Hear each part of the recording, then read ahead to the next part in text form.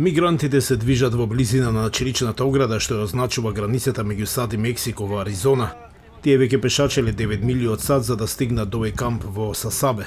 Овде тие чека да се предадат на офицерите на американската гранична патрола. Повеќето велат дека ќе побараат азил од владата на САД. Que dans mon pays. Bien sûr que le pays à l'Afrique, ça ne va pas. Il va falloir qu'on se cherche. Voilà le pourquoi on a décidé de se rendre aux États-Unis. Мигрантите го опишуваат нивното патување во САД како опасно. J'ai eu peur de ma sécurité puisque dans la forêt au Panama, ça n'a pas été facile. C'est la marche. C'est une grande forêt en fait. Ça n'a pas été facile, mais on a affronté. Американските функционери објавија податоци кои покажуваат дека илегалните премини во САД од Мексико паднале за повеќе од 6% во април, наспроти вообичаеното пролетно зголемување.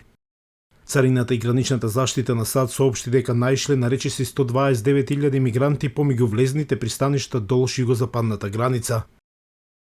Тоа е помалку од околу 137.000 во март и речиси половина или 250.000 во декември. Владата на САД во голема мера го препишува падот по спроведувањето во Мексико. Мигрантите се уште доаѓаат од различни делови на светот. There's a lot of migration that we're seeing from West Africa. So these generally are languages and cultures that we're not familiar with, languages and cultures that the other migrants are not familiar with. So that's always going to be a bit of a challenge. Но дури и со помали бројки официјалните лица велат дека шверцерите ги носат мигрантите во најизолираните области, како ова овде во секторот Тусон во Аризона. We have to get out to these very remote areas that don't have necessarily paved roads to get to. So we are getting out there best we can to get to them, triage them, determine if there's someone that's more vulnerable than the rest, and then get those populations out of there. Од мај 2023 година американските службеници за имиграција депортираа повеќе од 720.000 лица. Мнозинството илегално ја преминали југозападната граница. Во кампот во Сасабе хуманитарните работници им обезбедуваат храна и вода на мигрантите.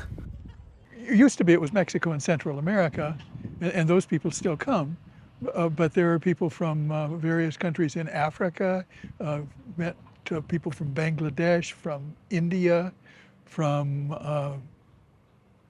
I don't know, it's kind of a United Nations sort of a thing. Намалувањето не ја спречи републиканската критика за тоа како администрацијата на Бајден се справува со имиграцијските прашања. If people think they can come illegally, they will come. Њу Јорк, како град со најмногу нелегални мигранти, ги засили напорите со истиснување на мигрантите од преполните засолништа откако почна да спроведува ново правило со кое барателите на азил ги ограничува на 1 месец во системот на градот пред да треба сами да најдат засолниште и да не се терет на градот, како што беше случај досега.